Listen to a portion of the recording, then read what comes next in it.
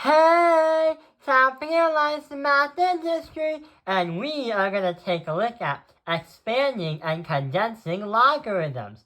So this video is going to practice two problems, one that expands and one that condenses. In the last video, we've been learning about all the different logarithmic materials and all the different logarithmic identities. So, hey, here's the first problem. Expand? How are we supposed to expand this when there's a lot going on at the same time? Well, if you're trying to expand this kind of problem, it's easier to just do things one at a time.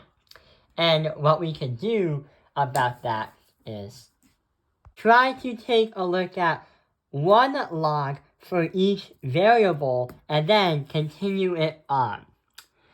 When you expand something, you're trying to look for many logs because the problem is supposed to make the answer a lot longer. So here's what we have to do. Let's try to come up with some parts that can help us understand how to rearrange them. Because all we see is an equation. What we can do is take it apart, then make a much longer equation. Just like taking apart a robot to make a new one. Oh, and yeah, that's my robotic stuff over there. So let's get started.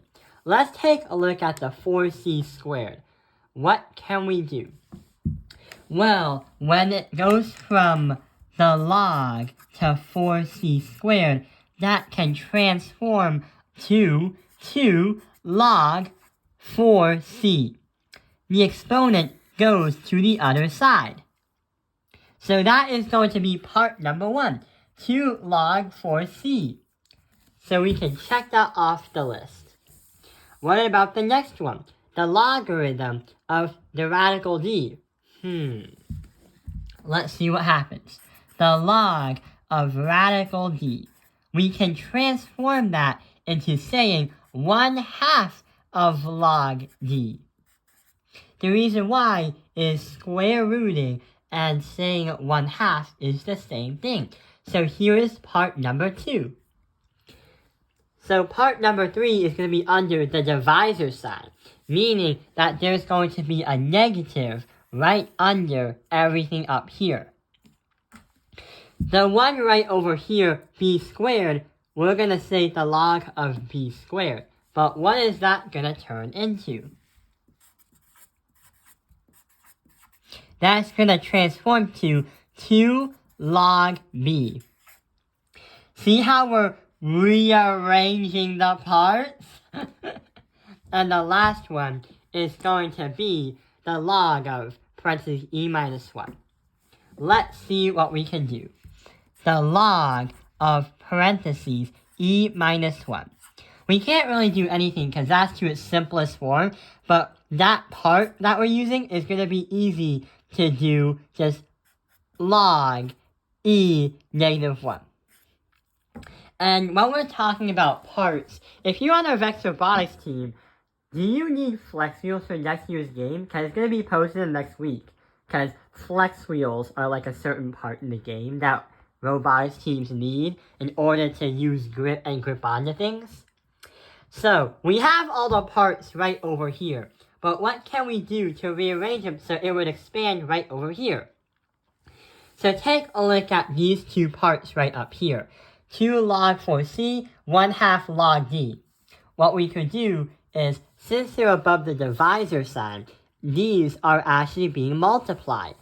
When you multiply logs, you are going to add them. So with these things, you're going to get 2 log 4c, add that by 1/2 log d.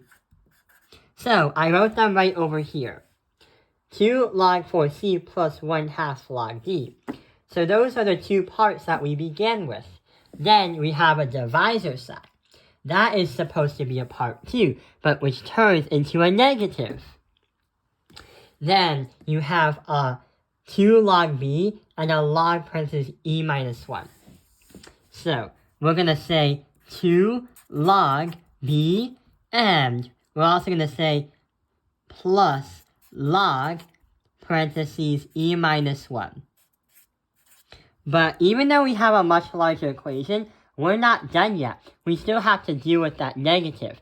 So, if you were to put everything in parentheses, that negative is going to go here, and that negative is also going to go there. So in reality, the second part of the system, or the second group of parts in the system, is 2 negative log b minus that by log e minus 1. So that's what's going to happen. Because there's a negative, and we're going to distribute it so it looks like this and that. So that is how you expand a logarithmic equation, or a logarithmic expression.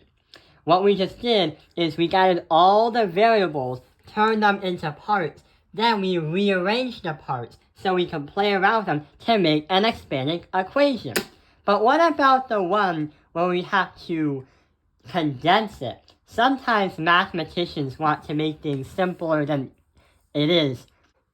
So, what do we have to do? Yeah, we have to condense a problem down. So right over here looks like an overloading expression for a logarithmic equation, or a logarithmic expression. What do we have to do? Yeah, before we start doing anything, we have to find out what the parts are. So, about the parts, the first one is 1/2 of log A.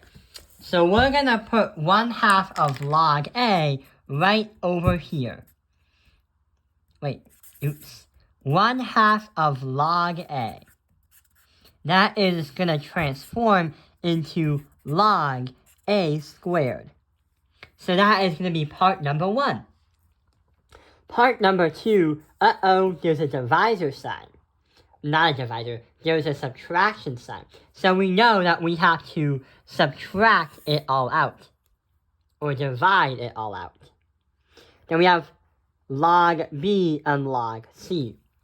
And since we have the line of -2 right here, we're going to keep it as 2 because that subtraction sign is going to be for that. We're going to keep it as 2. So that would affect everything else right over here. Log B is going to transform into just log B. But it's going to stay as B squared because there's a number 2. And then we have log C, and then that's going to transform into just log C. But then it's going to have a 2, so it's going to be squared. Yeah, we have all the parts now. What are we going to do now? Now we have to rearrange all the parts. So let's get started. The 1/2 log A is going to be just log A squared. When you condense a logarithmic expression, it's going to have just one log. Because it's trying to simplify everything down to its teeny bit. So it makes it a lot more understandable for you and mathematicians to try and figure out. So the log. We are going to put on the top A squared because of the part that we created. Then there's a subtraction sign right over here. So we're going to divide that right here. But since we have a log B plus log C, we're going to have a B and a C because that's on the bottom of the divisor sign. But don't be mistaken by the logs B and C. There's a number 2 over there. So what we're going to do is put a 2 here and a 2 here because the parentheses is going to change here and change right there. So yeah, here is our simplified logarithm that we have condensed. I hope this video has helped you understand practicing on expanding and condensing logarithms. Thank you for watching Top Airlines Math Industry. Like and subscribe.